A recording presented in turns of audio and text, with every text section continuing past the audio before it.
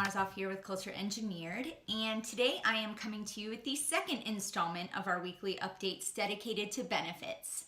We're focusing on benefits this month because most companies have a benefits plan year that coincides with the calendar year. So January 1st, most companies are rolling out new benefits plans, so we're in the heart of it. We're either preparing for open enrollment meetings or still in negotiation for open enrollment benefits. So last week we talked about premiums, insurance premiums, how those are typically calculated for various types of businesses, as well as what you can do to manage those costs. This week we are focusing on splitting the difference. So how much of insurance premiums employees should be contributing versus the employer. So earlier this year, it was reported that 30.4% of labor costs for companies are attributed to benefits, whereas only 69.6% is truly wages and salary itself. So getting further into that number, because that number includes both traditional benefits like insurance premiums, paid time off, all that good stuff, as well as legally required benefits like Social Security and unemployment insurance. So of labor costs, employers are paying on average about 7.9% for insurance premiums. So a significant amount of not only benefit costs, but labor costs in general. So where should the cost fall? How much of benefit costs should employers pick up versus employees? Well, another study put out earlier this year shows that employees are contributing on average 18% of their insurance premiums, whereas companies are picking up the other 82%, and that's for single coverage. So employees are carrying about 18% of that cost, whereas employers 82%. And then for family coverage, it's even a little bit more skewed. So employers are picking up about 71% of family insurance premiums. But how you decipher what's right for your business seems to be based on three different things you'll want to consider.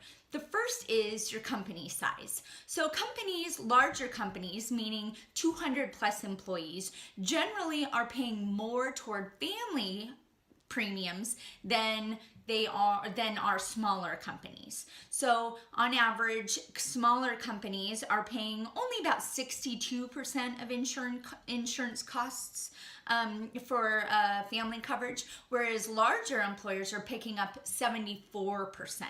So pretty big difference depending on size. Another determining factor seems to be the amount or the population of low-wage workers within your organization. So in looking at trends, companies with a high population of low-wage earners, so this would be a high population of employees earning less than or $25,000 a year or less.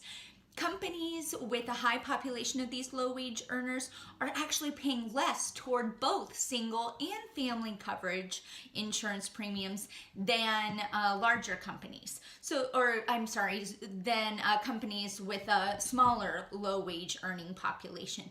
This is a little bit of a surprise to most because you already have a large employee population that is not earning a lot of money, $25,000 or less, and they're passing on a lot more of those insurance costs to employees. So on average, you'll see a difference of about 7% in what employers are picking up in single coverage for companies with a high population of low-wage earners versus those without, and a difference of about 13%. So companies without a high population of low-wage earners are paying about 13% more toward family premiums than those with a high population of low-wage earners. So pretty interesting there. And then another aspect that really seems to play a significance in what companies are picking up as far as insurance goes is the industry that they're in. So looking at the highest and lowest industries, in the industry that is paying the most, the highest percentage, picking up the largest share on average of of insurance premiums is the transportation, utilities, and communications industry.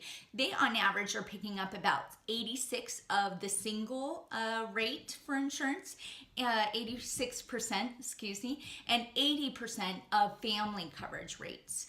Compare this then to the industry that on average pays lowest percentage toward insurance, which is agricultural, mining, and construction. So this industry pays only about 79% of single coverage and about 65% of family, passing on the rest to the employee. And again, employee contributions are typically paid through employee paychecks. It's whatever you're withholding on a regular basis, however often you're paying your employees. So some takeaways from this.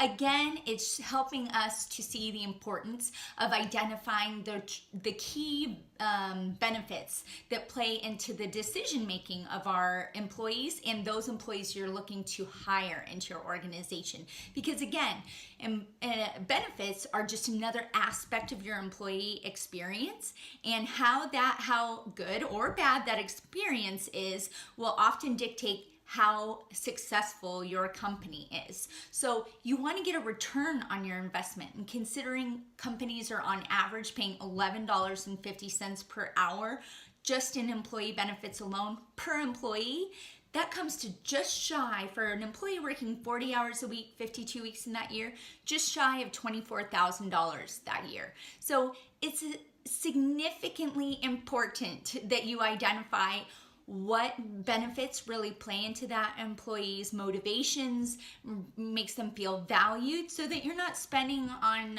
benefits that just don't matter into how well or poor your employees perform. The other thing that's important here is identifying whether or not you should share the amount of insurance you're paying, the true contribution you're making. For example, if you're in agricultural, construction, and mining industry, which again tends to pay a lower percentage of insurance premiums than other industries, and you're looking to attract and retain the top talent in that industry, it might be beneficial for you to really boast about how much, what percentage you're paying, and that you're deviating from what the industry tends to pay.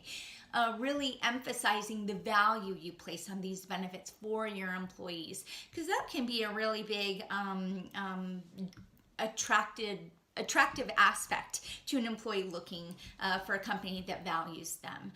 It's often that I see companies, they do not want to share the percentage that they're actually contributing toward benefits. And considering the large amount of expense and the frustration that exists out there around benefits, the more you educate your employees about the investment you're making in their well-being, generally the happier they'll be. I'm Teresa Marzoff again. Thanks for joining us today. Join us next week as we discuss selecting the right broker for your open enrollment process. Bye-bye.